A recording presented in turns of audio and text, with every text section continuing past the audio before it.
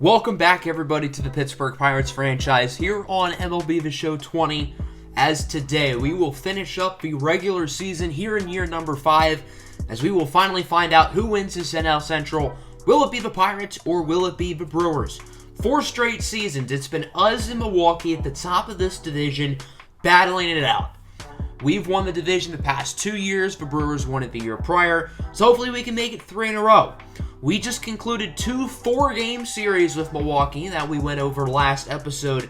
Today I'm going to play one of these games against Milwaukee. We're going to do a lot of simulating and move to the end of the year to see if we win this division or if we only get a wild card spot. Also, I will go over the AA playoffs because our AA team is in the postseason. We ended up going 85 and 55.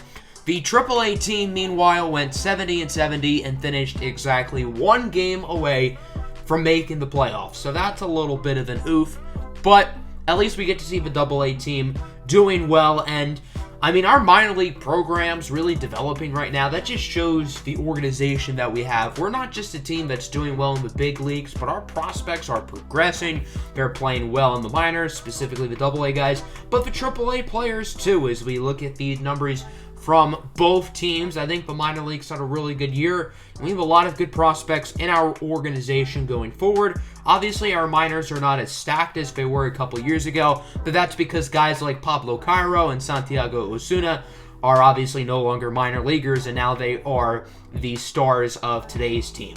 So we have clinched the playoffs. That's not a surprise. We've looked like a playoff team since the very first pitch in March. And here we are. We've already clinched. We don't have to worry about that. So as you look at the rest of the National League, for a while, it was the Rockies and whoever was in second place in our division. That was going to be the wild card game. But now the Mets are 7 games out of Colorado. So it looks like it'll be us or the Brewers against the Mets in the wild card game. Here's a look at the American League. It looks like the wild card race is a lot more competitive here. Also, a close race in the AL West between the Angels and Athletics. Behind the A's in the wild card race, we have Houston, Toronto, Minnesota, and Kansas City all fighting for that second wild card spot. Taking a quick look here at the Major League numbers, not a whole lot to talk about. I'm sorry, Pirates fans, in real life that you guys traded Josh Bell when his value was at his absolute lowest. But on the bright side, Benny Lane has been a machine lately. His average is up to 308. His OPS hovering around 1,000. So Benny Lane is currently in one of those stretches where he just dominates. Benny Lane has like a few week periods at a time where he's like the best hitter in baseball. It's so weird, but I'm not going to complain. Benny Lane is raking at the moment. The pitching-wise, I think the starting pitchers are doing well right now. Jordan Yamamoto's pitching a lot better. Santiago Osuna's pitching well. Obviously, we've called up Gaylord Dixon and Patrick Magana. I think Magana will be on the playoff roster because we called him up before September, whereas Gaylord Dixon and Koizumi Satoshi were called up in September. So those guys will not be with us for the postseason. I do want to look at some team statistics just to show how good our offense has been. And it's been like this for multiple seasons now. Our offense is the best in baseball. We have the best average. We get the most hits, the most home runs, and the least strikeouts. So it's not like we have Miguel Sano and Joey Gallo type players hitting 50 home runs a year, but also striking out 200 times. No, we're going deep, but we're also hitting good contact. So that's cool. Here is Game 1 of a 2-game series against the Brewers. The final regular season series, these two teams play against each other. And I say regular season because there's a great shot these two teams face off again in the postseason. The winner of this division will probably get the 1 seed in the NL, and the loser of this division will compete in the wild card game against probably the New York Mets. Adonis Medina getting the start for the Pirates. He has a 3.33 ERA. Illuminati confirmed. Let's go to the first inning. Brewers have a pair of runners on the corners and 1 out for Miguel Sano, who will ground this one into a double play. I was just bad-mouthing Sano a minute ago, and now he does this. I'm disappointed in you, Miguel. Well, I guess on the bright side, it's good for the Pirates that they don't allow any runs in that inning. On the bottom of the first, Brandon Woodruff getting the start for Milwaukee in a rotation featuring Blake Snell, Lucas Giolito, and Noah Syndergaard. The best Brewers starter this year has been Brandon Woodruff. Now, granted, Lucas Giolito's been out since late April, but I mean, Blake Snell and Noah Syndergaard are still here, and they are both getting outplayed by Woodruff, in my opinion, as Wander Franco opens the game up with a triple. That's one way to start things off. Franco's 4th triple of the year. Josh Bell now up at the plate with 1 out. He's just a window shopper. Say it with me, kids, because he's just looking. If I was the Brewers, I would have intentionally walked him, but they didn't, and it worked out. After O'Neal Cruz actually walked, here is Dylan Carlson with a single into center. That'll drive in Franco, and the Pittsburgh Pirates are on the board as they now lead this game 1-0. 2-1, 2 out for Big Ding Benny Lang, and he goes down on the 97-mile-an-hour fastball. That's a great pitch from Woodruff. Brandon Woodruff has absolute heat, by the way. He can throw it very hard. Top of the second, Keston Hiura, one of the best second basemen in baseball, going to strike out. Adonis Medina has him going fishing. Let's move to the bottom of the third now. Both pitchers are doing very well at the moment as Milwaukee tries to turn the double play, and the second baseman hesitated. That's Keston Hiura again. I don't know why he hesitated, but now there are runners on the corners, and the inning is still alive. However, Dylan Carlson checks swings, so the inning is now no longer alive, and the score remains 4-1. Let's go to the 4th inning. The NL MVP favorite, it's Christian. The ladies are yelling for Yelich with an RBI double. That one will score Manny Margot, and the Brewers will tie it up at 1 apiece. Yelich also won the MVP last year, and I mean, there's been a constant since episode 1 of this series, and that's that Christian Yelich has been a beast. On to the 5th inning now. This has been a very non-exciting game for the most part, as Brandon Woodruff will go for the sacrifice bunt. He is actually safe, so that could cost the Pirates, and it will with 2 outs. Manny Margot hits a single into center, and he will actually advance to second due to a poor throw by Pablo Cairo. If Brandon Woodruff was out at first, this never happens, and the score would remain tied at 1. Luckily for Pittsburgh, the inning does come to a close with a Christian Yelich ground out, and that would end Adonis Medina's day. Medina wasn't bad, but he wasn't great either. But you know who has been great ever since the first inning? Brandon Woodruff. He is absolutely dealing at the moment, strikes out Pablo Cairo.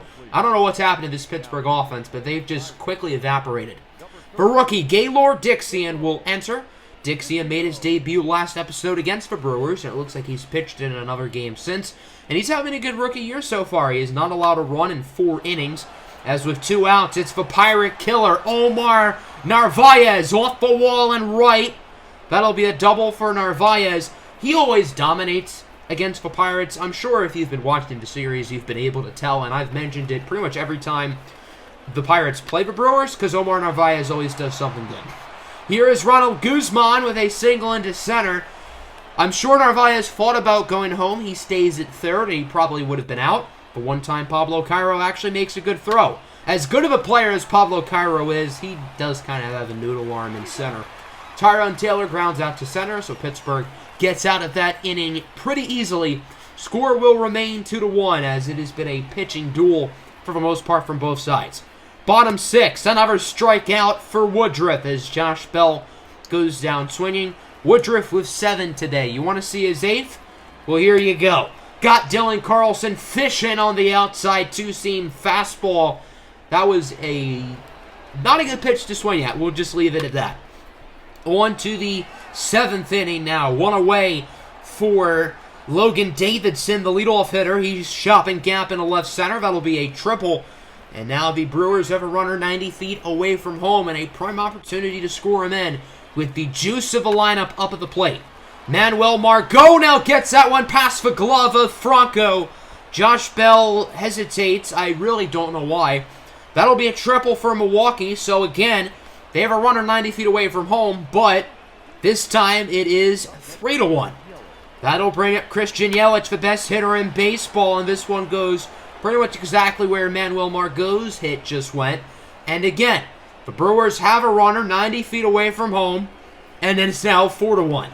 It's been a pretty rough inning for Gaylord Dixian. He would be removed from the game. Back-to-back-to-back triples for Milwaukee as Emmanuel Clase will enter. Clase's had a career year and has been arguably the most dependable bullpen arm on this team this year as Miguel Sano flies out to left field. Yelich has more than enough room to score, as the Brewers now lead this game 5-1. 3 earned runs allowed today by Gaylord Dixie, not what you like to see. Adrian Hauser comes in from Milwaukee. I don't know why they took Woodruff out, and Hauser's inning would be a pretty successful one as we move on to the top of the 8th. Carl Edwards Jr., the big trade deadline acquisition, is in here for the Pirates. Ronald Guzman will go down swinging on the curveball, and Carl Edwards Jr. has been really good with Pittsburgh. He was obviously great with the Mets. He's been great with the Pirates as he strikes out Tyrone Taylor to end the inning. And having a guy like Carl Edwards in your bullpen entering the postseason, that's dangerous. So it looks like he could be a huge get for the Pirates. Bottom of the 8th, another easy inning for Adrian Hauser. Although his ERA is in the 6s, he did not allow a single base runner in the 7th and 8th innings, respectively. I don't know if the Pirates have had a base runner since the 3rd inning, let alone the 7th and 8th. Edwards gets out of the 9th very quickly. Manuel Margot strikes out. I guess if there is one offense you would want in this situation, it is the Pirates, but, I mean, they've not been able to hit the ball well at all. Billy Shealy will enter for Milwaukee. I guess it's a good thing because the Pirates always do pretty well against Billy Shealy. One out here for Dylan Carlson as this one is hit high into center. Will it drop? The answer is no. And Pittsburgh just cannot get anything going on offense. I mean, it has been tough sledding literally since about the 3rd inning. I genuinely don't think they've gotten a base runner since then. The bullpen has been dominant. Brandon Woodruff has been dominant. As the Pirates are getting balls into the outfield, but just not deep enough. Benny Lane flies out to the left. That's how this game ends. A dominant 5-1 victory for Milwaukee, who is now only half a game behind the Pittsburgh Pirates in this NL Central race as the battle between these two teams just continues. And I'm very excited to see the conclusion of this divisional race, which you guys will see later in the episode. Let's take a look at the numbers. The Brewers' offense was alright. 5 runs, 10 hits. Nothing crazy, but certainly wasn't bad. No home runs from either team today. That's a little bit crazy. And obviously their pitching was filthy. The bullpen did not allow a single base runner, and I really don't think Pittsburgh got one after the 3rd inning. The lineup today was just bad. I mean, in that 1st inning, it looked like we were going to hit the ball well today, and then after that, it just went dark. Donis Medina was fine. He wasn't bad. He wasn't great either. Gaylord Dixie struggled, and then Clase and Edwards finished things off strong. But unfortunately, it was not enough. So let's simulate the rest of this season out and see if we end up winning the division or if we're only going to be a wild card team. As you can see, after this series against Milwaukee, we don't have any teams over 500 left on our schedule. And for the Brewers, it's not much harder. The only team over 500 they have is a late season series against the Washington Nationals, and I don't know what the Nationals are going to be playing for at that point. Seeding? They try to get the 2 seed over the Padres? I guess that's all they would be playing for. So as you can see, we end up winning the first round of the AA playoffs, and the Altoona Curve are moving on to the championship round. So we would win the second game against Milwaukee, 13-0, and then we take 2 of 3 against the Red Sox, but we are now tied with the Brewers in the division for first place. We have the exact same record. So whoever plays better the rest of the year wins the division. It's that simple. So the Altoona Curve end up winning the AA championship. We end up sweeping New Hampshire. The final game we won by a score of 3-2. It ended up being in 10 innings. We scored 2 runs in the 10th, and they scored 1. So that's how we were able to win. The Curve ended up winning their final 5 postseason games. And for the second time, I think, in this series, the Altoona Curve are AA champions. The Pirates would end up sweeping the Marlins and taking 2 of 3 against St. Louis. So 5 of 6, that is pretty good. For the Brewers, they ended up winning 4 of their next 6, and we are now 1 game ahead of Milwaukee with 7 games to go. We have a 3-game series in Chicago and a 4-game series in Arizona. They have 3 in Washington and 4 in St. Louis. So neither us or Milwaukee has a home game the rest of the way. We end up sweeping the Chicago Cubs, including a 12-2 victory in the final game of the series. Milwaukee did not have the same luck. They only took 1 of 3 against Washington. So we are now firmly in the driver's seat, 3 games ahead of Milwaukee with 4 games to go. All we have to do is win 1 game and have the Brewers lose 1 game, and we're good. So, unfortunately, we lose Game 1, but so does Milwaukee. So now all we need to do is win or have the Brewers lose. In Game 2, neither of those things happen. We lose, Milwaukee wins, and the division is still alive for Brewers. So I'm going to do a quick manage here for Game 3 against Arizona, just to try to add some suspense here. Jameson Taillon is on the mound for us, by the way, as we put up 4 in the top of the third. Now up 7-0. Jameson's pitching a no-hitter at the moment. 6 no-hit innings from Jameson Taillon. We end up winning the game 7-0. A 2-hitter, complete shutout from Taillon. And that is how the Pittsburgh Pirates officially clinch the National League Central Division. Home runs for Cairo, Cruz, and Carlson. They were responsible for our 7 runs, and Jameson Taillon was dominant today. So there you go. The Pittsburgh Pirates, for the 3rd straight season, are NL champs, and the 105-win Brewers, who beat St. Louis again, are now going to only be a wild card team. Here is the official standings graphic and the confirmation that the Pirates are division champs. What a race it has been. So I ended up mainly starting backups for the final game. I did quick manage again off camera. We ended up winning 8-5, and I wanted to have some fun. We mainly had backups starting.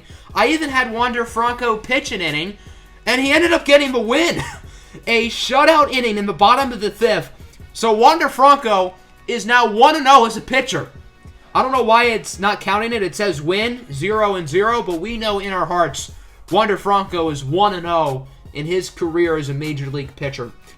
After losing the first game of the series against St. Louis, Milwaukee won out. So, had we gotten swept, we would have had the same record as the Brewers and needed a game 163 to determine who would win the division. Although I'm happy we just already clinched it now, that would be a really fun game.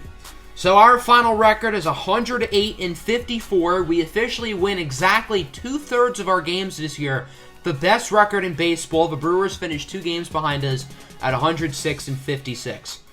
So the Brewers will be playing the Mets in the wild card game. The Nationals and Padres end up holding on to their divisions. So the Washington Nationals and the San Diego Padres will have a rematch in the NLDS. They had played against each other last year, and now they get a chance again this year. Maybe the Padres will get their revenge. In the American League, the Tampa Bay Rays win the East. Toronto scoops up one of the wild cards. I don't think they had one of the wild card spots when we first looked at it. And as you can see, they have passed the Astros. It looks like the White Sox and Angels win their divisions. The A's get the top wild card spot. The Astros only 1 game back of that second wild card spot. The Twins and the Royals were also close as well.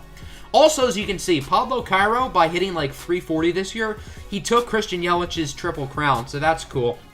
Alrighty, wild card game, Brewers and Mets. The winner of this game will play the Pirates in the first round of the playoffs. Who is it going to be? Let's find out. It had to happen this way. It had to.